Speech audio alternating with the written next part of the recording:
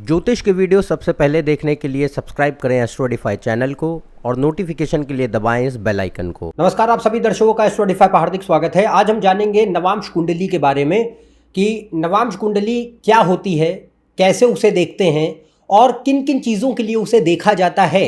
सिर्फ विवाह के लिए, शादी ब्याह के लिए ही हम नवांश कुंडली को नहीं देखते हैं, वो तो एक हिस्सा है उसका। उसके अलावा भी बहुत सी महत्वपूर्ण चीज़ें हैं जिनके लिए नवांश को प्राथमिकता दी जाती है। और ज्योतिष में सबसे महत्वपूर्ण वर्ग कुंडली नवांश को क्यों कहा गया है, क्यों माना गया है, उन सारे कारणों को आज हम विस्तार से इस वीडियो में समझेंगे। तो आइए अपने इस वीडियो को शुरू करते हैं।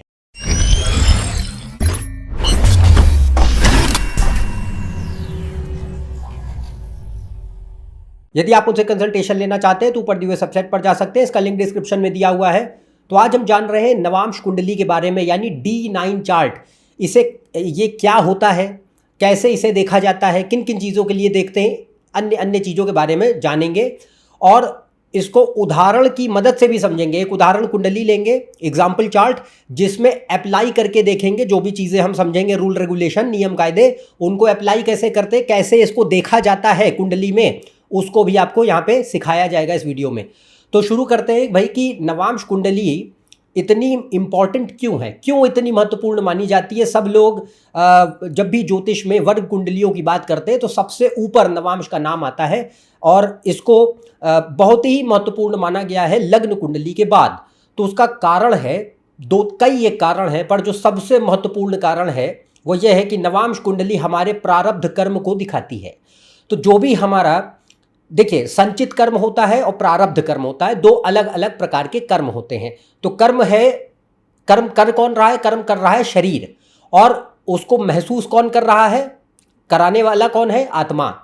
तो यहाँ कंडीशन ये रहती है कि व्यक्ति का जब तक तादाद में आइडेंटिफिकेशन मटीरियल स्केल पर रहता है कि आप जीवित होते हुए अपने आप को आत्मा ना समझकर आप अपने आप को एक प्राणी समझते हैं, मन बुद्धि चित्त अहंकार में बसा हुआ प्राणी समझते हैं, ह्यूमन बीइंग समझते हैं, या कोई भी सेंटिएंट बीइंग समझते हैं, तो इसका अर्थ है कि आप कर्म चक्र में आएंगे, अज्ञान में आएंगे। तो अज्ञान ही मेन कारण होता है कर्म चक्र के चालू होने का। तो यहाँ पे कंडीशन ये रहती है कि जब तक एक आत्मा अलग अलग प्राणियों के शरीरों में भ्रमण करती रहती है जन्मों जन्मों तक, तब तक जो है उसके ऊपर कर्म चक्र लागू होता रहता है। तो वो जो कार्मिक इंफॉर्मेशन है वो लॉस नहीं होती। लॉस इसलिए नहीं होती क्योंकि वो सटल बॉडी जिसे हम कहते हैं सूक्ष्म शरीर, उसमें उसका इम्प्रिंट होता है।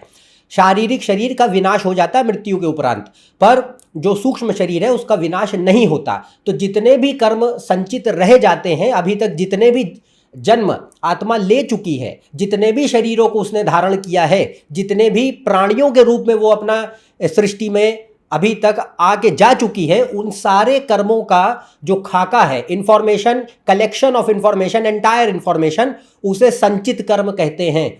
और संचित कर्म जो है 100% एक्यूमुलेशन है पूरे एक्शंस का जो अभी तक आत्मा ने करे गए शरीरों के द्वारा। अब दूसरा जो रहता है वो ये है कि प्रारब्ध होता है। प्रारब्ध होता है एक फ्रैक्शन, परसेंटेज ऑफ कर्म, जो कि एक प्राणी को अपने एक जीवन काल में मिलता है।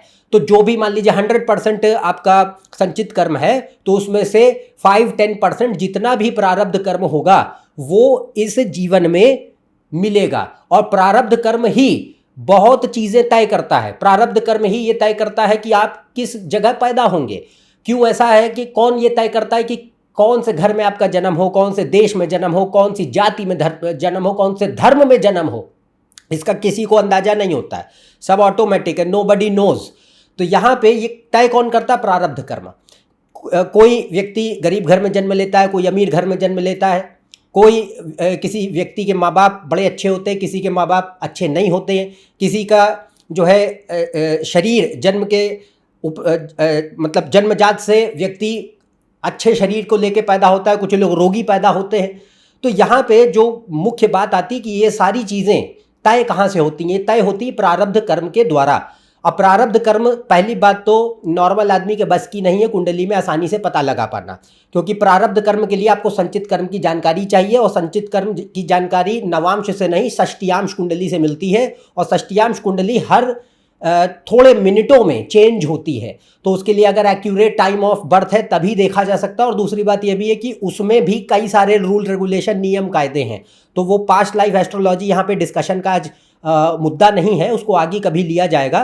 पर यहाँ पे मेरा पॉइंट ये है आपको बताना कि प्रारब्ध कर्म जो आता है एक फ्रैक्शन, वो निर्धारित कर रहा है कि आपके जीवन में किस तरीके के वातावरण में आपका जन्म हो रहा है और कैसे एक थीमेटिक पैटर्न पे आपकी लाइफ चलेगी, कि ये एक थीम है। अब उसमें जो कर्म इस जीवन में करे जाएंगे वो बाकी रोल अदा करते हैं। तो प्रारब्ध कर्म मीन्स 10-20% जो भी प्रारब्ध action of past life actions आया, उसकी बदौलत अब एक थीम सेट होगा कि ये प्राणी की जिंदगी ऐसी ऐसी ऐसी ऐसी चलनी है। अब उसके बाद इस जीवन में अब वो कुछ ना कुछ खुद से कार्य करेगा। तो जो एक्शंस है, सेल्फ एक्शंस है इन दिस प्रेजेंट लाइफ, तो इस जीवन के भी अब एक्शंस तो करने, कर्म तो करने हैं, तो वो कर्म जो है वो बाकी रोल अदा करते हैं। पर प्रारब्ध जो होता है वो एक फाउंडेशन बनाता है, जीवन का थीम बनाता है कि इस तरीके का एक ढांचा आपके जीवन का तैयार होना चाहिए। तो ये नवांश कुंडली से पता चलता है। अच्छा, जब मैं प्रारब्ध की बात करता हूं तो इसमें सबसे इंपॉर्टेंट पॉइंट आता है आपकी पर्सनालिटी।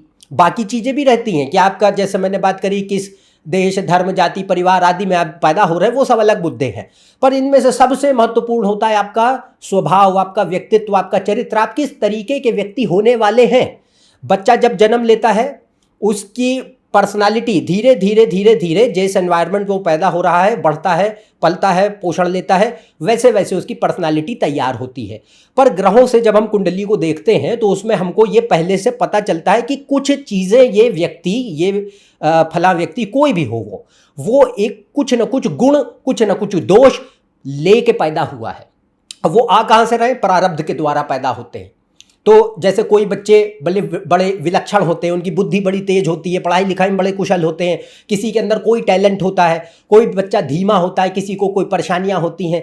तो ये जो चीज़ें हैं ये कहाँ से आ रही हैं? क्योंकि बच्चा तो छोटा है, उसके जीवन में अभी तक कोई इतने एक्शन हुए ही नहीं है जिस पे हम ये कहा जाए कि नहीं इसने ऐसे कर्म करे तो इसका ये परिणाम है। नहीं, तो ये जो चीज आ रही है, ये जो फाउंडेशन खड़ा हो रहा है, ये प्रारब्ध के द्वारा खड़ा होता है। तो नवांश की भूमिका प्रारब्ध को लाने में बहुत बड़ी होती है, और वो कितनी मात्रा में आएगा ये कुंडली बताएगी। ये केस टू केस वेरी करता है। पर एक पॉइंट जो नॉर्मल सिंपल इंसान भी समझ सकता है, अगर आप थोड़ा बहुत भी ज्योतिष जानते हैं, तो वो ये है कि आपकी पर्सनालिटी किस तरीके की शेप अप होने वाली है, आप किस तरीके के व्यक्ति होंगे। और कई चीजें इंसान को अपने बारे में पता नहीं होती, बट फिर भी समय के साथ उजागर होती चली जाती हैं। कई बार आपके अंदर हिडन स्किल्स होते हैं, आपको पता ही नहीं होता है, पर जैसे जैसे समय बीतता है आपको वो उभरते नजर आते हैं कि आपको लगता है ये भी चीज हमारे अंदर कहीं छुपी हुई थी। तो ये जो चीज है ये भी प्रारब्ध के द्वारा आती है।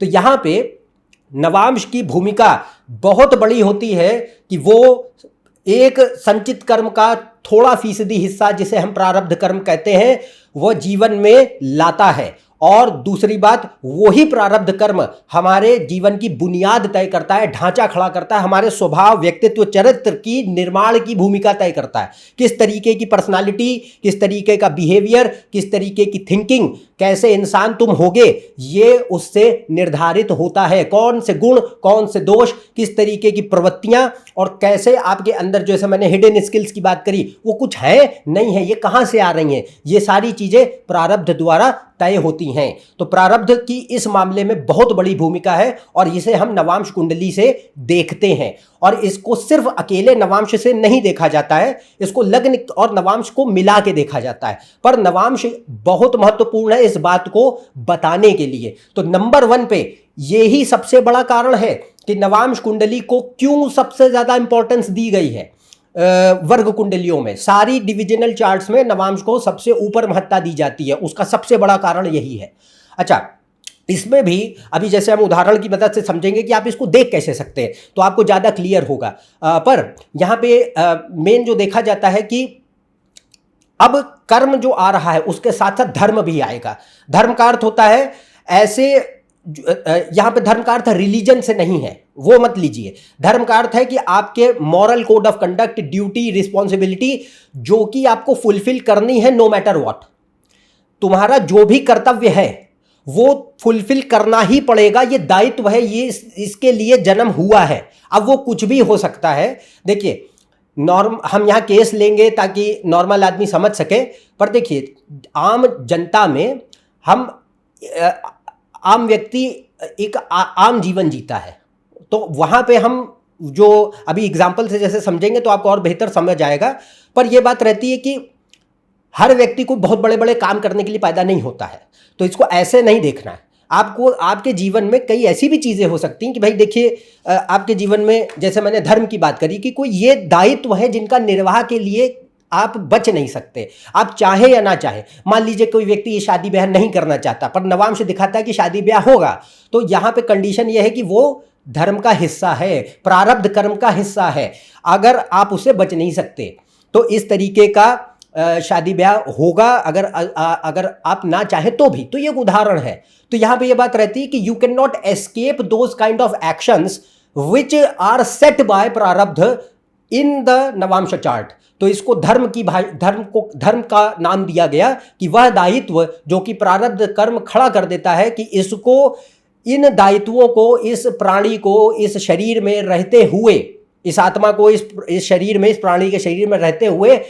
सृष्टि में जीवित रहते हुए इन चीज़ों को करना ही है। वो छोटी भी हो सकती हैं, बड़ी भी हो सकती हैं। तो जैसा मैंने कहा, कोई बहुत बड़ी बड़ी चीज़ें लोग करते हैं, कोई छोटी छोटी चीज़ें करते हैं, तो आम जिंदगी में भी ये देखने मिलेगा। तो इसको अभी और बेहतर समझेंगे। तो ये भी बहुत बड़ा कारण है, नवांश ये दिखाता है आपके केस में। अच्छा, दूसरी बात रहती है कि नवांश दिखाता है कि व्यक्ति धार्मिक होगा या अधर्मी होगा। क्योंकि देखिए नवा भाव जो है, नवा भाव का ये नवा भाव का आंश माना गया, मतलब कि 9th house of the birth chart जो नवा भाव है लग्न कुंडली का, उसका जब आप 30 भाग कर देते हैं तो आपका नवांश खड़ा होता है। तो यहाँ पे नवा भाव धर्म, दर्शन, आध्यात्म का माना गया, और नवा भाव पूर्वजों का है, कहाँ से सृष्टि हुई है तुम्हारी, कहाँ से पैदा हुए हो। तो यहाँ पे ये बात रहती है कि नवा भाव ही ये दिखाता है कि धर्म है कि नहीं है। तो नवा भाव ही धर्म का है, नवा भाव ही अधर्म का है। क्योंकि नवा भाव अगर शुभ है तो व्यक्ति धार्मिक है, अशुभ है तो अधर्म बढ़ता जाता है। तो पर ये कंडीशन देखिए बड़ी संजीदा होती है। आप कुंडली में ऐसे किसी के ऊपर सीधे नहीं लांछन लगा सकते कि भाई आप तो अधर्मी है, अगर आपका नवांश मान लो नवे भाव का स्वामी नीच हो गया, ऐसे नहीं होता है।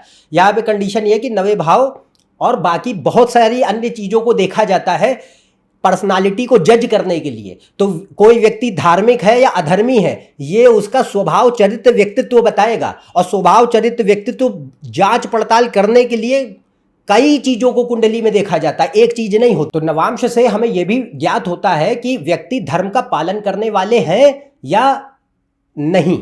तो धर्म आ रहा है या अधर्म आ रहा है, यह भी नवांश कुंडली बहुत हद तक बताती है। पर इसमें लग्न की बहुत बड़ी भूमिका है। अगर आप लग्न को नज़रअंदाज करते हैं और सिर्फ नवांश को देखते हैं इस चीज़ को जांचने के लिए, तो वो गलत होगा। तो आपको दोनों चीज़ें मिला के देखनी पड़ेंगी। क्योंकि ध्यान रखें, लग्न को नवांश कभी भी ओवर पावर नहीं कर सकता। जिन लोगों के मन में ये भ्रांति है, मिसकॉन्सेप्शन है कि लग्न को सुपर सीड कर देगा नवांश कुंडली, ये गलतफहमी दिमाग से निकाल फेंकिए।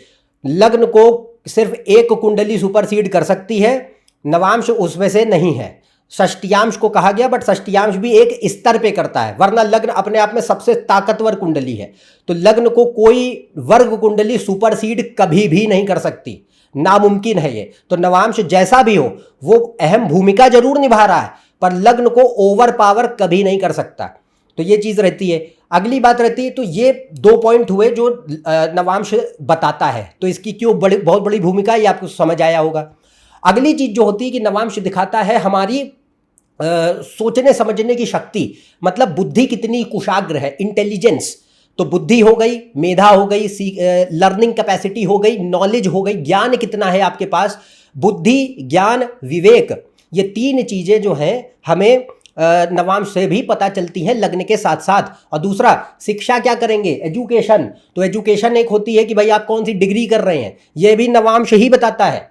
बिना नवांश के आप किसी भी इंसान की एजुकेशन प्रिडिक्ट नहीं कर सकते, गलत निकलेगी ज़्यादातर केस में।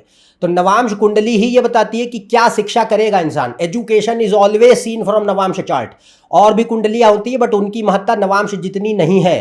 तो नवांश ही तुम्हें ये बताएगा कि किस क्षेत्रों में आपकी पढ़ाई लिखाई हो सकती है, और पढ़ाई लिखाई अच्छी होगी या खराब होगी, या अनपढ़ रह जाएंगे तो इलिटरेसी रह जाती है, या पढ़ाई में बाधाएं आती हैं, फेल हो जाते हैं, या बड़े अच्छे नंबरों से पास होते हैं, अच्छे इंस्टीट्यूशन से पढ़ाई करते हैं। आपकी पढ़ाई की क्वालिटी, आपकी पढ़ाई का डायरेक्शन, ब्रांच और या टाइप, ये नवांश से ही पता चलता है। लग्न और नवांश दोनों को मिला के देखते हैं, बट नवांश की बहुत बड़ी भूमिका होती है शिक्षा में।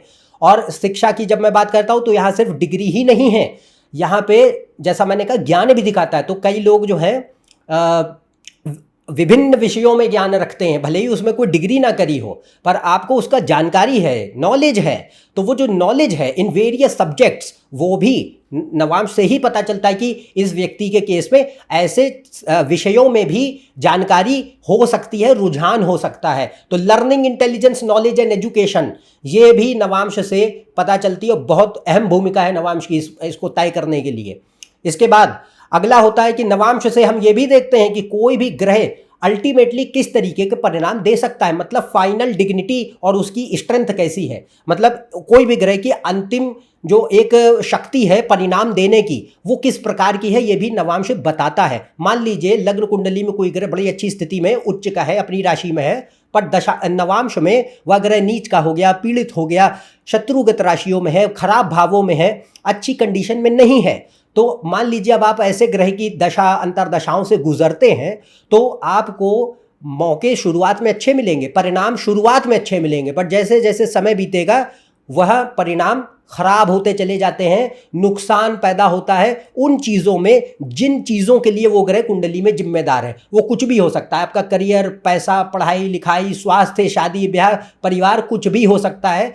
जिस भी चीज़ के लिए वो ग्रह कुंडली में जिम्मेदार है, और अगर वो नवांश में बर्बाद बैठा और लग्न में भले ही कितना एक्सीलेंट हो, तो यहाँ पे ये कंडीशन होगी कि उसकी महादशा, अंतरदशा या किसी भी तरीके के दशाओं में आपको उसके खराब नकारात्मक परिणाम देखने मिलेंगे ही मिलेंगे, अवश्य। ऐसा असंभव है कि ना हो।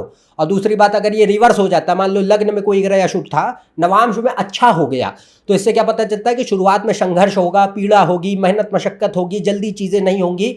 पर अगर आप निष्ठा से लगे रहते हैं तो क्योंकि ग्रह नवांश में बली है तो वो रास्ते देगा आगे सुधरने के, और जो आप चाहते हैं वो चीज़ें भले ही संघर्ष से हासिल हो पर हासिल होती हैं, ठहरती हैं। तो वह चीज़ें नवांश की ग्रहों की स्थितियों पर बड़ा निर्भर करती हैं। तो ultimate dignity and strength of the planets is always checked from the Navamsa chart. और ये भी एक बहुत बड़ा मिसकॉन्सेप्शन है। लोग समझते हैं कि नवांश जो है जीवन के आधे बीत जाने के बाद एक्टिवेट होता है, सेकेंड हाफ ऑफ लाइफ को दिखाता है। इसमें ये बात गलत नहीं है कि वो जीवन के दूसरे हिस्से को दिखाता है, ऐसी कोई इसमें ये बात गलत नहीं है। पॉइंट ये है कि नवांश एक्टिव होता है सेकेंड हाफ में, ये गलत है। नवांश जिस दिन तुम पैदा हुए उस दिन से एक्टिवेटेड है, बच्चा पैदा हुआ है उस दिन से एक्टिवेटेड है। तो इसका उदाहरण, जैसे कोई व्यक्ति हैं, कोई भी बच्चे का जन्म हुआ, तो यहाँ पे अब हम ऐसा उदाहरण ले रहे हैं कि देखिए हर व्यक्ति जो है लंबी उम्र नहीं पाता। तो अब मान लीजिए कोई ऐसा शिशु का जन्म होता है जिसकी आयु बड़ी कम है, कुछ महीने या कुछ साल भर उसका जो है जीवन रहा, उसके बाद समाप्त हो गया।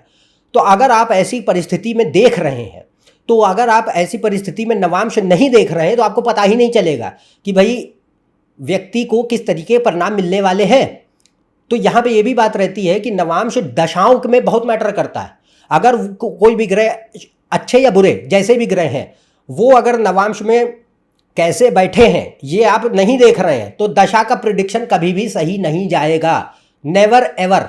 तो यहाँ पे ये बात रहती है कि जो भी दशा चलती है, अंतरदशा चलती है, प्रत्यंतर दशा चलती है, उस ग्रह को अगर आप नवांश में नहीं देखते हैं, उसकी पोजीशन, उसके योग, उसकी स्थिति, उसका नक्षत्र, उसकी condition, exactly how it is behaving, अगर नवांश में चेक नहीं करते, रिजल्ट हमेशा फॉल्टी प्रिडिक्शन में जाता है, गलत सलत प्रिडिक्शन होगा, आधा अधूरा सत्य होगा।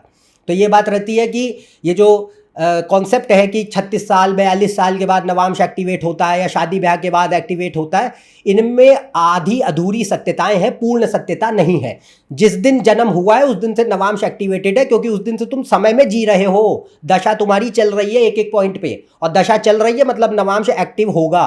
बिना नवांश के आप दशा का प्रिडिक्शन दे नहीं सकते, और अगर आप दे रहे हैं तो उल्टा सुल्टा प्रिडिक्शन होगा, इतना तय है। तो यहाँ पे ये बात रहती है कि नवांश से ही दशा देखी जाती है, strength and dignity of planets finally कैसा है ये भी चेक होता है। तो ये पॉइंट आता है। अब अगला जो बात रहती है कि नवांश जो है शादी ब्याह के लिए, विवाह के लिए बहुत महत्वपूर्ण कुंडली है। तो विवाह के लिए कैसे विवाह को देखा जाता है, इसके ऊपर मैंने वीडियो भी बनाया पहले कि भाई नवांश से कैसे देखें, तिथि के स्वामी से कैसे देखें, उसमें उदाहरण कुंडलियों के साथ भी चर्चा की गई है। आप उसको और गहराई से देख सकते हैं समझने के लिए, उनका लिंक ऊपर दिखाया जा रहा है और डिस्क्रिप्शन में मौजूद है। पर नवांश कुंडली विवाह के लिए बहुत महत्वपूर्ण मानी गई है। तो शादी ब्याह आपका होगा या नहीं होगा, तो ये भी नवांश बताता है कि भाई लग्न और नवांश दोनों शादी ब्याह के बारे में बताते हैं कि भाई शादी होगी या नहीं होगी। अगर होगी तो कैसी होगी, अच्छी होगी या खराब होगी, शादी ब्याह कब होगा, जल्दी होगा देर से होगा, कौन सी दशाओं में हो सकता है ये, इसके बाद जिससे शादी होगी वो इंसान कैसा होगा, और एग्जैक्टली वैसा ही होगा। ये लोग जो मैच मेकिंग वगैरह के फालतू चीज़ों में लगे रहते हैं, इनसे दूर होइए। Match making does not exist, इसके ऊपर भी वीडियो बनाया, उसको गहराई से समझिए। उसमें यही चीज़ें बारीकी से बताई गई हैं कि नवांश में जिस तरीके के योग फिक्स हो गए, शादी ब्याह के अगर योग हैं, promise of marriage if it is there in नवांशा एंड द लग्न, then you are bound to marry that particular person only जिसके योग नवांश बताता है। ऐसी ही पर्सनालिटी होगी, उसमें 1% का भी डिफरेंस पॉसिबल नहीं है। अच्छा या बुरा ये कुंडली बताएगी। तो किसी की शादी अच्छी चलती है, किसी की टूट जाती है, खराब चलती है, वो सब कुंडली के ऊपर डिपेंड करता है। बट इंसान कैसा होगा, कैसा एग्जैक्टली शादी ब्याह का हाल रहने वाला है, ये नवांश में पहले से तय है। और अगर पहले से तय है तो आप अपनी मैच मेकिंग वगैरह जो है यूजलेस है, वो होती नहीं है। तो यहाँ पे कंडीशन ये है कि भाई नवांश जो है वो शादी ब्याह के विवाह के लिए भी बहुत महत्वपूर्ण है। It tells you many things, exactly how your marriage is going to be, when it is going to be, how your spouse will be, and also the marriage will happen और नॉट। ये चीज़ें उसके हमसे देखने मिलती हैं गहराई से। ये नवांश है। तो भाई ये जो है नवांश, इन सारी जितनी भी मैंने पॉइंट आपको गिना डाले, आप सोचिए कि नवांश कितना इंपॉर्टेंट माना जाता है। क्यों है उसके कारण हमने बता दिए। जो 3-4 कारण हैं ये बहुत प्रमुख कारण हैं किसी भी वर्ग कुंडली को इतना शक्तिशाली और महत्वपूर्ण बना देने के लिए, जो जिसकी वजह से हम इसको इतना इंपॉर्टेंस देते हैं। तो नवांश अब कैसे देखा जाता है उसको हम उदाहरण कुंडली से समझेंगे। आगे बढ़ने से पहले एक बस चीज़ है, यहाँ पे एक कॉन्सेप्ट होता है देव, राक्षस और मनुष्य नवांश का। तो इन शॉर्ट बस यहाँ बता दे रहा हूँ कि जो भी ग्रह लग्न में बैठे हैं वो अगर नवांश में चर राशियों में मूवेबल साइन में जाते हैं तो वो हमारे देव नवांश में माने जाएंगे। ठीक है। तो मान लीजिए कोई ग्रह जो है लग्न में किसी भी राशि में हो, पर नवांश में मेष, कर्क, तुला और मकर मूवेबल साइंस में अगर जा रहा है तो देव नवांश में होगा। ऐसे ही फिक्स्ड राशिज में है, मतलब स्थिर राशियों में है तो मनुष्य नवांश में होगा। और अगर डुअल साइन, द्विस्वभाव राशियों में है तो राक्षस नवांश में होगा। तो देव नवांश में क्या है, ग्रह के अंदर सात्विक गुण ज़्यादा हैं, मनुष्य में राजसिक गुण ज़्यादा हैं, राक्षस में तामसिक गुण ज़्यादा हैं। और इसमें एक बात और गौर फरमाइए, वो ये है कि भाई राक्षस का ये मतलब नहीं कि आदमी बहुत खराब हो जाने वाला है या ग्रह बहुत बेकार है और व्यक्ति बड़ा ही तामसिक प्रवृत्ति वाला है। ये चीज़ें कुंडली पे डिपेंड करती हैं। इसीलिए मैंने कहा you have to study the personality first. Personality पे ये डिपेंड करेगा कि हाउ दैट तामसिक element is going to act. अब इसको भी अभी कुंडली में जब बताएंगे तब आपको बेहतर समझ आएगा, बट ये हमने बताया क्योंकि इसका यूज़ अभी हम आगे समझने में करेंगे। ठीक है। तो अभी ये पॉइंट्स यहाँ पे क्लियर हो गए आपको कि नवांश क्या क्या चीज़ें दिखाता है और क्यों इतना इम्पोर्टेंट है। अब यहाँ पे कुंडली जो आप अपने स्क्रीन पर इस वक्त देख पा रहे हैं वो है स्वामी विवेकानंद जी की कुंडली। अब इसमें देखिए कि यहाँ पे हम ये चर्चा करेंगे सिर्फ नवांश कुंडली से। लग्न और नवांश दोनों अगल बगल दिख रहे हैं, इनमें स्टडी करेंगे कि जो भी कॉन्सेप्ट अभी तक हमने देखे उसको यहाँ पे अप्लाई करके समझते हैं कि कैसे आप उसको लागू करेंगे। हाँ, तो अब यहाँ पे पहले हम शिक्षा से शुरू करते हैं, एजुकेशन। तो स्वामी जी की केस में शिक्षा, इनकी शिक्षा जो रही, क्योंकि हमने यहाँ पे बात करी नवांश जो है वो एजुकेशन, इंटेलिजेंस, लर्निंग, नॉलेज, इन सब के लिए बड़ा इंपॉर्टेंट है, डिग्री वगैरह दिखाता है। तो पहले ये सिंपल पॉइंट्स कवर कर लेते हैं, फिर आगे इंपॉर्टेंट पॉइंट्स देखेंगे। तो अब यहाँ देखिए, पांचवा भाव एजुकेशन का होता है, पांचवें भाव में शुक्र है, उच्च का है, पांचवें भाव का स्वामी गुरु है, जिसकी पांचवें भाव पे उनके केस में दृष्टि भी पड़ रही है। तो अब यहाँ देखिए, शुक्र जो होता है वो आर्ट्स का ग्रह होता है, आर्ट्स, ब्यूटी, क्रिएटिविटी।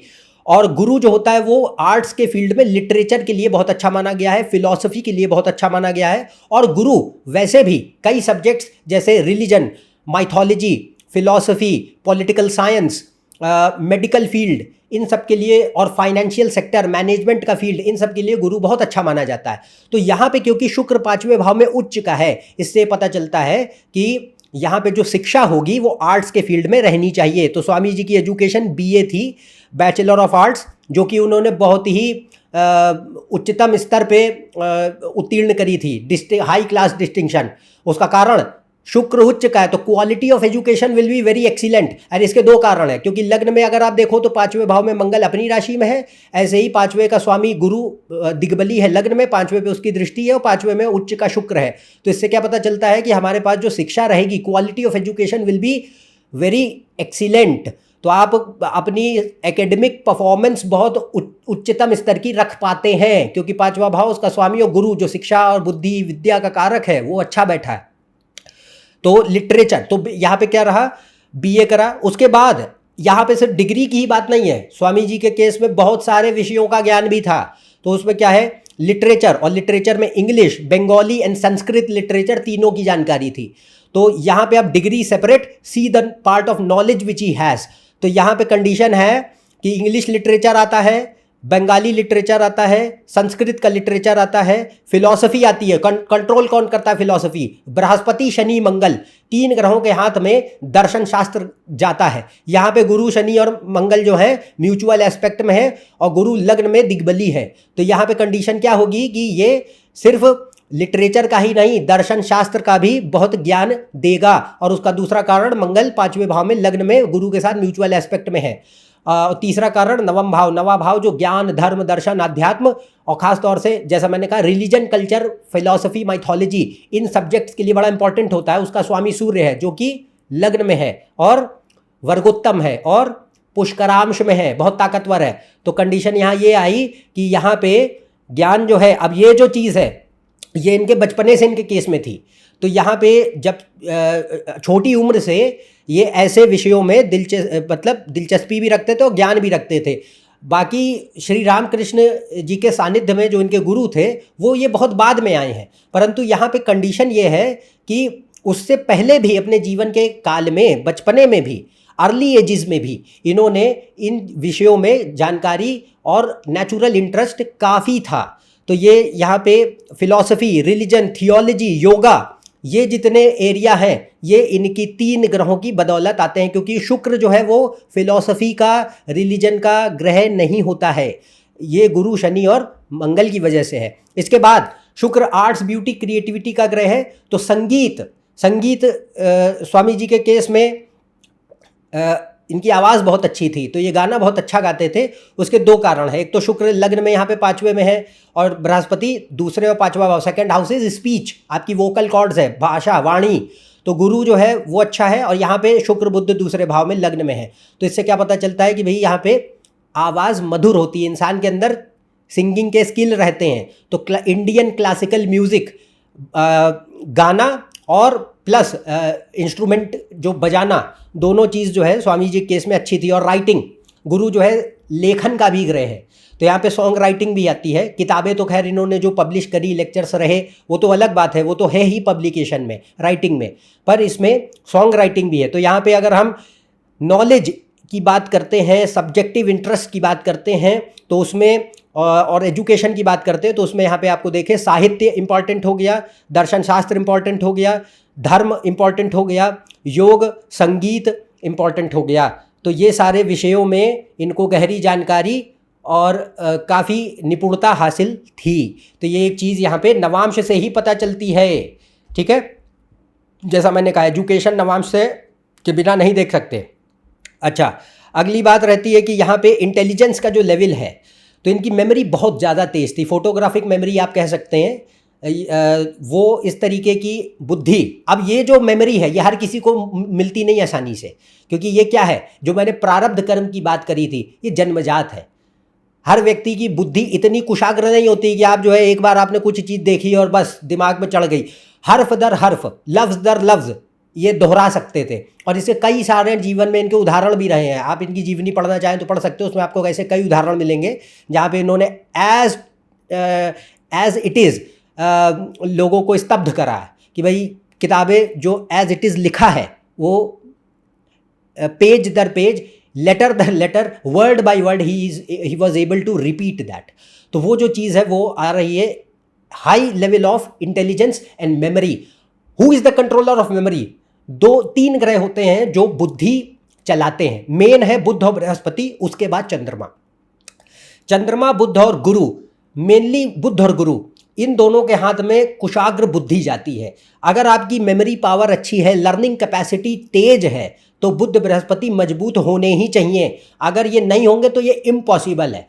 तो यहाँ पे अब इसको कैसे देखोगे? इसको देखने के लिए अब देखें कि वारेश देखा जाता है। अब ये सब आपको समझ नहीं आ रहा है कि वारेश कौन होता है, तो वारेश का सिंपल अर्थ होता है जिस दिन इंसान का जन्म हुआ, पर वारेश हमारी पर्सनालिटी बहुत कंट्रोल करता है। और इसे कैसे देखते हैं, तो इसके ऊपर मैंने जैसे बेसिक वीडियोस बनाए हैं ज्योतिष में कि वारेश पंचांग कैसे देखे जाते हैं, उनका एनालिसिस कैसे होता है, आप उसको समझ सकते हैं गहराई में। तो यहाँ पे मंडे को जो है ये पैदा हुए और सप्तमी तिथि में जन्म हुआ। तो अभी सप्तमी तिथि का आगे यूज़ आएगा जब हम इनके मैरिज की बात करेंगे, बट मंडे के दिन जन्म है। तो मंडे का कंट्रोलर है चंद्रमा। अब देखें चंद्रमा जो है वारेश बना, तो वारेश निर्धारित करता है आपकी सोच, बुद्धि, विचारधारा, आप किस तरीके के मनस्थिति के व्यक्ति हो सकते हैं। और चंद्रमा तो वैसे भी मन का कारक है, it controls your mind also. तो आपकी सोच, बुद्धि, विचारधारा तो वैसे भी चंद्रमा के हाथ में चली जाती है, और अगर वारेश बन गया तो और भी ज़्यादा महत्वपूर्ण बन जाएगा।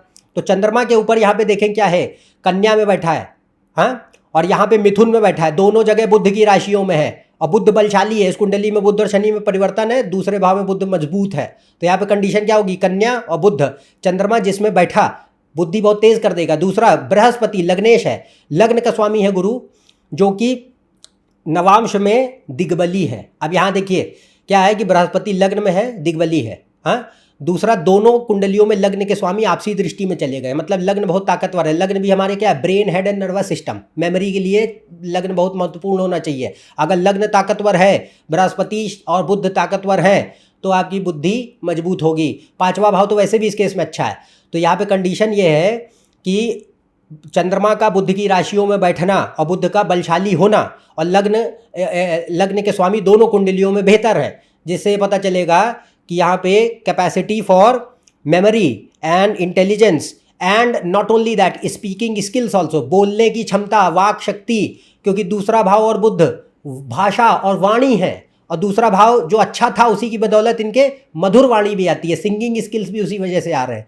तो यहाँ पे स्पीकिंग स्किल्स है, ओरेटोरिकल स्किल्स है, और मधुर भाषा है, संगीत है, तेज मेधा है, बुद्धि है, कुशाग्रता है बुद्धि में, और फोटोग्राफिक मेमोरी जो कह रहे हैं वो चीज़ आती है। अच्छा, उसका एक और कारण है, वो ये है कि भाई चंद्रमा अष्टम का स्वामी है, 8वां भाव का स्वामी लग्न में है, और 8वें भाव में यहाँ पे नवांश में बैठा है।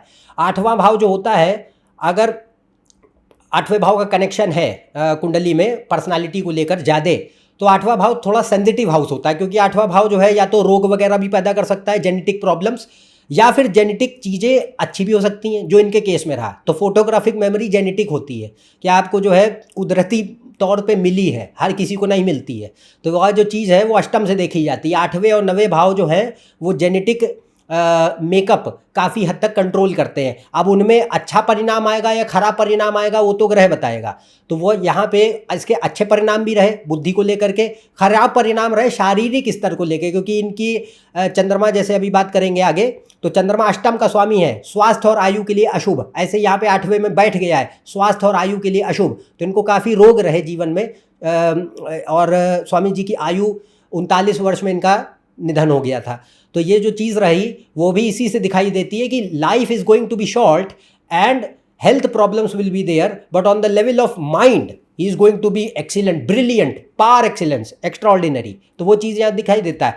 अब इसमें अच्छा यहाँ पे देखिए, ये जो चीज़ें हम सीख रहे हैं ये भी, ये इसको आप ये ऐसे समझें कि ये एक उदाहरण है ये, और ये इसलिए भी ज़रूरी है क्योंकि इससे कई लोग परिचित हैं स्वामी विवेकानंद जी के जीवन से कई लोग परिचित हैं। तो यहाँ पे एक केस स्टडी के तौर पे इसको लिया जा रहा है। तो इसको कई लोग जो है ऐसा कहेंगे ये तो भाई पोस्टमार्टम एनालिसिस है और ये तो फालतू चीज़ें बताई जा रही हैं। ये अगर आप इस श्रेणी में तो क्या ही कहें, बट मेन बात ये रहती है कि यहाँ पे सीखने के पर्सपेक्टिव से केस स्टडी के रूप में लिया जा रहा है। ऐसे व्यक्ति की कुंडली जिसके जीवन से कई लोग परिचित हों और कुंडली में उसको सीख सके कि कोई ग्रह उनके जीवन में ऐसे परिणाम क्यों दे रहा था। अब कोई ऐसा केस जिसके आप परिचित नहीं है और हम कोई भी कहानी सुना दें तो उसमें कोई अर्थ नहीं बनता। तो इसलिए ऐसे व्यक्ति की कुंडली ली जा रही है जिसमें हम उन सारे बिंदुओं को कवर कर सकें जो अभी तक आपको बताए गए हैं। तो ये पॉइंट। अच्छा देखिए, आगे बात करते हैं कि अब जो हमने पर्सनालिटी की बात करी थी कि प्रारब्ध ही ये तय कर रहा है कि किस तरीके के वातावरण में, किस तरीके के व्यक्तित्व को लेकर आप पैदा हो रहे हैं। तो अब यहाँ देखिए कि ये कई चीज़ों से देखा जाता है। तो एक तो वारेश से देखा जाता है, चंद्रमा। अब देखिए चंद्रमा कन्या में है, शनि के साथ है, शनि बुध में परिवर्तन है। कन्या, शनि और बुध क्या रहते हैं? Logic, reason, analysis, calculation. हाँ, ऐसे ही चंद्रमा यहाँ पे मिथुन में, अष्टम में, 8वां भाव रिसर्च, एनालिसिस, कैलकुलेशन का होता है। मिथुन राशि भी सेम चीज़, लॉजिक एनालिसिस की होती है।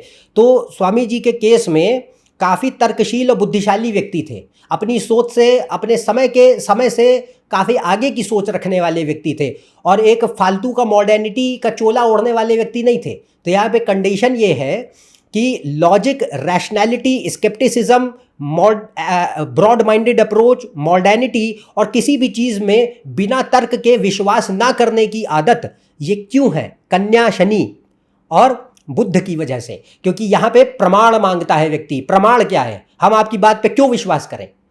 तो ये जो चीज़ है ये इनके भीतर स्वभाव में जन्मजात थी और इसके कई कारण हैं। इसमें यहाँ पे भी अगर आप देखोगे तो लग्न में तो आपको बता ही दिया। नवांश में क्या है कि अष्टम में चंद्रमा गया है, मिथुन में। दूसरा, लग्न के स्वामी कौन है? मंगल और शनि। ये भी लॉजिक, रीजन, एनालिसिस के लिए, साइंटिफिक अप्रोच के लिए बहुत इंपॉर्टेंट होते हैं। तो इंसान यहाँ पे कोई भी चीज़ों को आसानी से मान नहीं बैठता जब तक कि उसे ठोस प्रमाण ना मिले। तो वो जो एक इनका गुण था, इनके स्वभाव का, वो यहाँ पे इस बदौलत नज़र आता है। दूसरी बात, और ये जो है ये अगर आप चंद्रमा को स्टडी नहीं करेंगे तब तक बिना उसके नहीं देख सकते। अच्छा, दूसरी बात यहाँ पे क्या है कि यहाँ जो है जैसा मैंने कहा कि व्यक्ति जो है वो धर्म का पालन करने वाला होगा या नहीं होगा। तो वो जो चीज़ है वो भी आ रही है क्योंकि नवा भाव धर्म का है, नवे का स्वामी सूर्य है, लग्न में है, मजबूत है, वर्गोत्तम है, पुष्करांश में है और सूर्य नेचुरल आत्मा कारक भी होता है और इनके केस में वैसे भी आत्मा कारक है। तो यहाँ पे जब भी व्यक्ति के केस में आत्मा कारक वर्गोत्तम है, अच्छी राशियों में आत्मा कारक वर्गोत्तम है, खराब राशियों में तो उतना अच्छा नहीं माना जाएगा।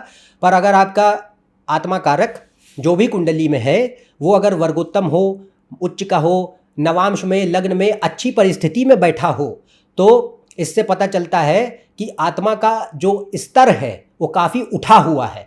आत्मा का स्तर का मतलब है लेवल ऑफ कॉन्शियसनेस। तो हर इंसान के अंदर लेवल ऑफ कॉन्शियसनेस वेरी करता है। कुछ लोग जो हैं धर्म, दर्शन, अध्यात्म और जीवन की सत्यता को पहचानने में सक्षम होते हैं और कुछ लोग माया के प्रति अंधे होते हैं और कुछ लोग निरामूर्ख होते हैं। तो वो जो चीज़ होती है वो कहाँ से आती है? वो आती है कि कितने लेवल ऑफ कॉन्शियसनेस पे तुम फंक्शन कर रहे हो। तो वो जो लेवल ऑफ कॉन्शियसनेस है वो आत्मा कारक से पता चलती है। तो आत्मा कारक यहाँ पे सूर्य है जिसकी पोजीशन बहुत ज़बरदस्त है, लग्न में है, पाप प्रभाव कोई भी नहीं है, वर्गोत्तम है, धनु में है, मित्र राशि में है और पुष्करांश में है और गुरु से फुल सपोर्ट मिला हुआ है। तो आत्मा कारक ये दिखाता है कि level of consciousness will be really really high. तो वो एक वक्त पे घटित होगी जीवन में, बट रियली रियली हाई का मतलब क्या है? इंसान दुनिया की सत्यता और अपने आत्मबोध की ओर जा पाता है। बिना आत्मा कारक के सहायता के आप आत्मबोध की ओर असंभव है कि चले जाएं। आपके कितने ही अच्छे योग बने आध्यात्मिक में, पर आत्मा कारक अगर अच्छी स्थिति में नहीं है तो लेवल ऑफ कॉन्शियसनेस वीक पड़ता है। तो ये यहाँ पे जो लेवल है वो सूर्य से आता है। तो ये जो हम बात कहते हैं कि ऐसा कौन सा ऐसा योग है जिसके बदौलत ये निर्विकल्प समाधि आत्मबोध की स्थिति को प्राप्त हो सके, श्री रामकृष्ण परमहंस जैसे इनको गुरु प्राप्त हो सके, क्योंकि नवा भाव गुरुओं का भी होता है। तो सूर्य नवम भाव का स्वामी है, आपके गुरु भी उसी लेवल के होंगे। अच्छा, दूसरी बात एक और कि कैसे इतना अखंड वैराग्य पैदा हो सका, इतना उच्चतम स्तर का आत्मज्ञान पैदा हो सका सूर्य। तो सूर्य यहाँ पे बहुत महत्वपूर्ण है, क्योंकि ये आत्मा कारक भी है, नैसर्गिक आत्मा कारक भी है हर इंसान के लिए। नवे भाव धर्म दर्शन अध्यात्म का स्वामी भी है, और लग्न में इसकी पोजीशन, नवांश में इसकी पोजीशन बहुत अच्छी है। और नवांश में भी देखेंगे अगर, तो नवे भाव के स्वामी चंद्र के साथ म्यूचुअल एस्पेक्ट है, मतलब यहाँ पे नवे के स्वामी और यहाँ पे नवे के स्वामी दोनों आपसी दृष्टि में चले गए हैं। तो ये जो एक योग बना, ये बहुत प्रभावशाली योग है, जिससे पता चलता है कि ये जो व्यक्ति पैदा हुआ, इसका लेवल ऑफ कॉन्शियसनेस ऑलरेडी बहुत हाई होने वाला है, ये अपने समय से बहुत आगे के व्यक्ति हैं। तो ये यहाँ पे ये बारीकियाँ हैं जो आसानी से नहीं नजर आती, पर ये समझने, ये इसीलिए आपको बताया जा रहा है कि कैसे यहाँ पे आप देख सकते हैं एप्लीकेशन ऑफ दीज रूल्स। हाँ, इसके बाद अच्छा, इसके अलावा भी दूसरा कारण है, वो ये है कि चंद्र के ऊपर शनि और केतु की दृष्टि है। चंद्रमा मन का कारक है, अगर आपका मन माया के ऊपर ज़्यादा जा रहा है तो आप अध्यात्म में उतना नहीं जा पाएंगे, पर इनके केस में आध्यात्मिक जीवन प्रमुख रहा। उसका कारण शनि और केतु मोक्ष और वैराग्य के कारक माने गए। चंद्रमा जो वारेश है, वो मोक्ष त्रिकोण 8वें भाव ध्यान समाधि तपस्या का कंट्रोलर, शनि के साथ बुध के साथ दृष्टि, किसी और अन्य ग्रह का प्रभाव इसके ऊपर नहीं है। यहाँ पे अष्टम भाव ध्यान समाधि तपस्या, सूर्य के साथ दृष्टि। तो कंडीशन ये है कि चंद्रमा जो है, सूर्य और चंद्र दोनों के दोनों यहाँ पे manifestation of what, manifestation of आत्मज्ञान और आत्मबोध दिखा रहे हैं। जीते जागते जीवन मुक्ति की स्थिति को प्राप्त कर लेना, जो कि अपने आप में विलक्षण स्थिति है। तो ये जो चीज़ है, ये दो ग्रहों के कारण बहुत ज़्यादा दिखाई देती है, और इसको नवांश से आप कैसे देख पाते वो भी हमने बताया। अच्छा, इसके बाद ये इनके जीवन में ये सारी घटनाएं, तो ये व्यक्ति को धार्मिक तो बनाई रही, नो डाउट, बट जो हमने बात कही, ये सारी घटनाएं जीवन में इनके तब अचानक से घटी जब इनके पिता की मृत्यु हुई। उससे पहले ये एक अच्छे स्टूडेंट थे, अपने जीवन में अच्छा कर रहे थे, नौकरी वगैरह की तैयारी कर रहे थे, पर पूरी तरीके से सीरियस लेवल पर आध्यात्मिक जीवन में कोई इनका रुझान उतना नहीं था। तो धीरे धीरे धीरे धीरे ये बढ़ता चला गया, और ये तब अचानक से बढ़ता चला गया जब इनके पिता का देहांत हो गया। तो वो क्यों है, और ये क्यों दिख रहा है, ये प्रारब्ध से आता है। अब यहाँ देखो क्यों है, क्योंकि यहाँ पे कंडीशन है, नवा भाव पिता का भी होता है और सूर्य पिता का कारक होता है। अब नवा भाव जो है यहाँ पे क्या दिखाता है कि पिता बहुत बड़ी भूमिका निभाएंगे, लग्न मतलब सेल्फ ट्रांसफॉर्मेशन में। ऐसे ही यहाँ पे नवा का स्वामी अष्टम में चले गए, 8वां भाव परिवर्तनों का होता है। तो यहाँ पे 9th lord means father will play a major role in your transformation of the personality. जीवन में आपके व्यक्तित्व का परिवर्तन हो, उसमें कोई बहुत मेजर ट्रांसफॉर्मेशन नजर आए, उसके लिए पिता का जीवन में अहम भूमिका होगी। और पिता की मृत्यु हुई, उसका कारण 9वें का स्वामी अष्टम में, तो 9th Lord in 8th house, that is bad for father. या तो ये पिता से संबंध वगैरह खराब कर देता है, किसी भी कुंडली में 9वें का स्वामी अष्टम में होगा तो ये दिखाएगा 6ठे या 8वें भाव में, तो पिता को दिक्कतें हो सकती है, या पिता से आपको दिक्कतें हो सकती है, आपके संबंध भी खराब हो सकते हैं। तो ये डिपेंड करता है। बट इस केस में क्या है, father's death, because sun is well placed, सूर्य अच्छा, तो पिता से खराब संबंध नहीं हो सकते, पर पिता के स्वास्थ्य और आयु को खराब कर देगा। तो यहाँ पे ये बात रहती है कि इनके जीवन में जब इनके पिता का निधन हुआ, देहांत हुआ, उसके बाद ही नरेंद्रनाथ जी विवेकानंद बने हैं। उससे पहले वो सिर्फ नरेंद्रनाथ दत्ता थे, स्वामी विवेकानंद उसके बाद बने। तो परिस्थिति ये आती है कि ऐसा क्यों, उसका कारण है सूर्य और चंद्र नवम के स्वामी दोनों कुंडलियों में म्यूचुअल एस्पेक्ट है, और वो अष्टम पे बैठ गए हैं, तो 8th लॉर्ड 8th हाउस पे। तो इससे पता चलता है कि fathers will play a major role. तो आप जैसे ही इनके पिता का देहांत हुआ, उसके बाद ये पहली दफ़ा श्री रामकृष्ण परमहंस जी के सानिध्य में गए। मुलाकात इनकी उनसे पहले हो चुकी थी, पर प्रॉपर तरीके से नहीं था। प्रॉपर तरीके से जब पूरी तरीके से उनके शिष्य बने हैं, वो बने हैं पिता के निधन के बाद। 1884 में इनके पिता का निधन हुआ था, और 1884 में ही ये श्री रामकृष्ण परमहंस जी के शिष्य बने, और 1885 में इनको जो है निर्विकल्प समाधि प्राप्त हुई। तो निर्विकल्प समाधि हाईएस्ट स्टेट ऑफ समाधि है, उससे ऊपर की श्रेणी कोई समाधि नहीं होती है। तो यहाँ पे निर्विकल्प समाधि आत्मबोध की सर्वोच्च स्थिति है जो कि इनको प्राप्त हुई। उसका कारण सूर्य है, जैसा मैंने कहा सूर्य ही मुख्य कारण है। बट ये प्राप्त कब हुई उसको भी देखो, राहु में केतु में। तो राहु केतु दिसंबर 1884 से लेकर दिसंबर 1885 तक रही है। ये जो दशा है ये मेजर पीरियड था। और राहु बुध में ये पहली दफ़ा, जैसे राहु बुध का जो पीरियड था राहु मरकरी, इसमें इनके पिता का देहांत हुआ। उसके बाद ये स्वामी रामकृष्ण परमहंस जी के शिष्य बने और केतु के अंतरदशा में इनको वो निर्विकल्प समाधि की स्थिति प्राप्त हुई। अब ये राहु केतु, ये जो अचंभा करने वाली बात है, पर राहु केतु के ऊपर हमने यहाँ वीडियो बनाया है।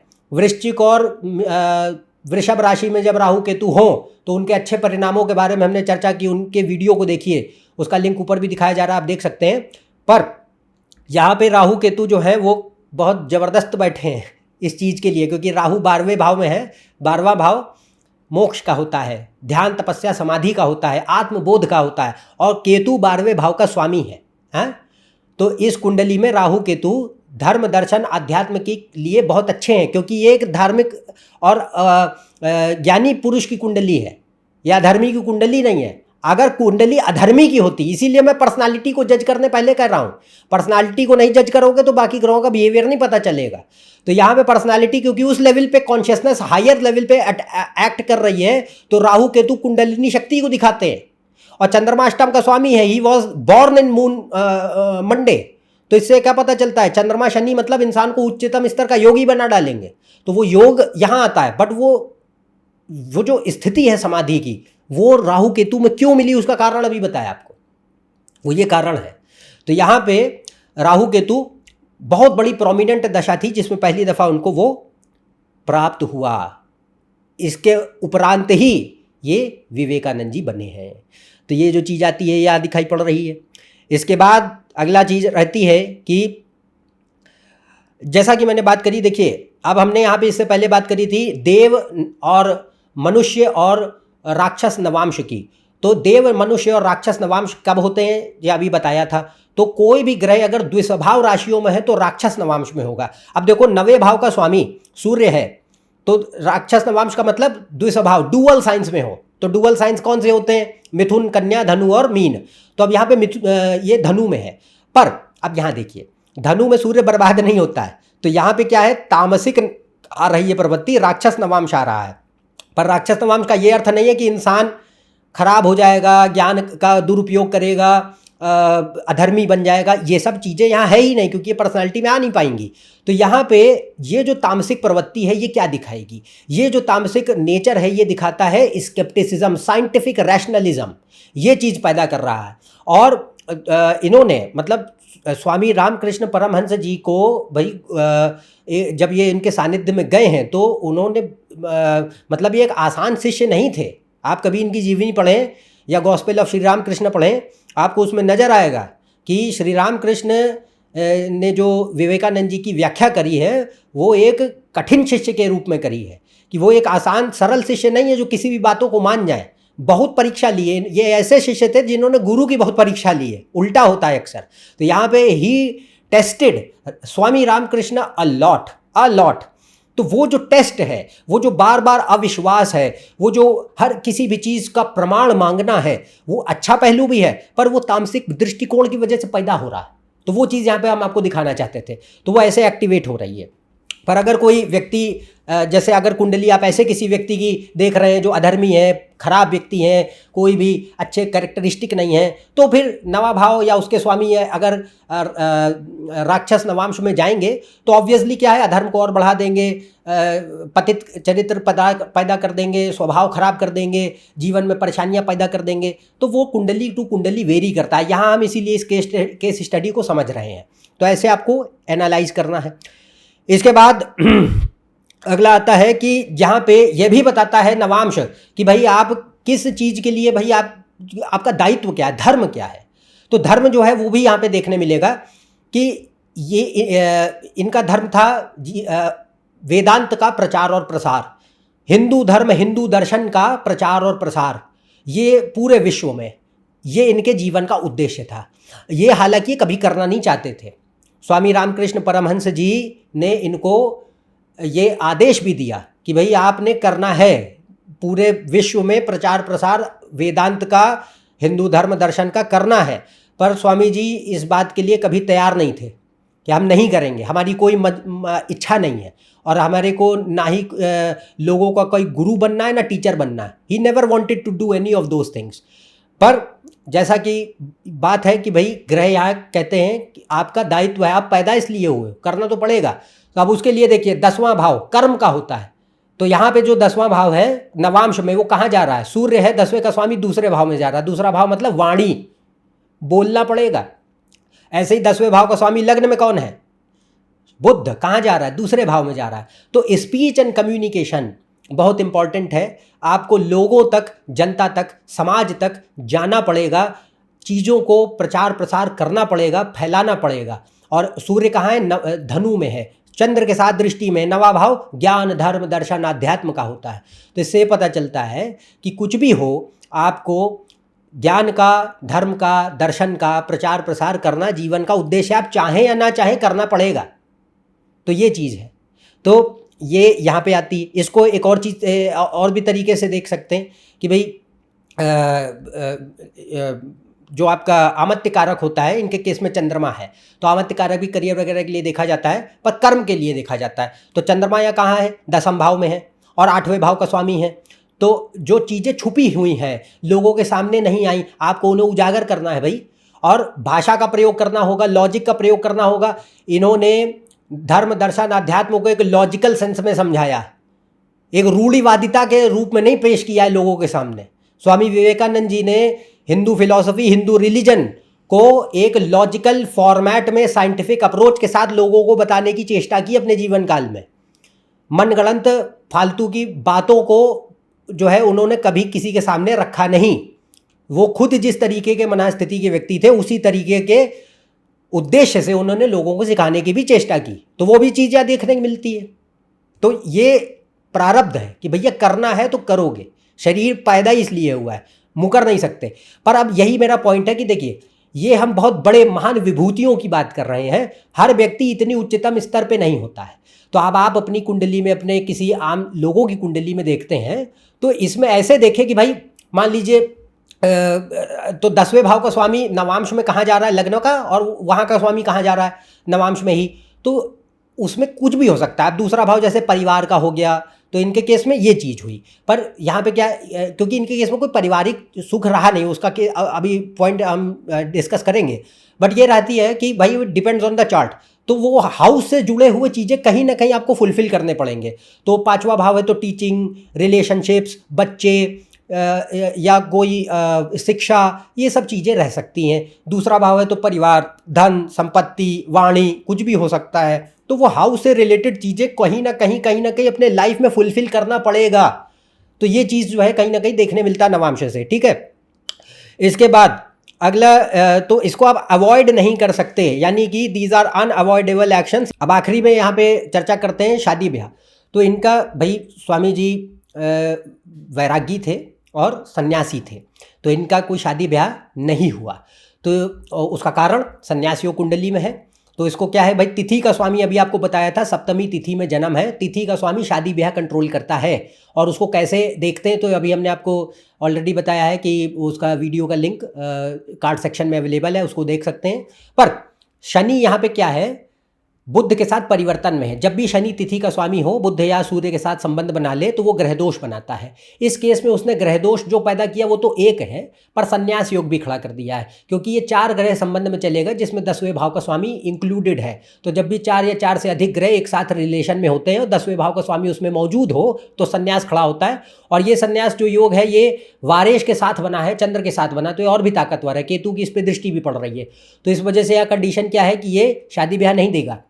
तो यहाँ पे ये सन्यासी रहे, कोई गृहस्थी का जीवन नहीं रहा और उस तरफ इनका कोई रुझान भी नहीं रहा।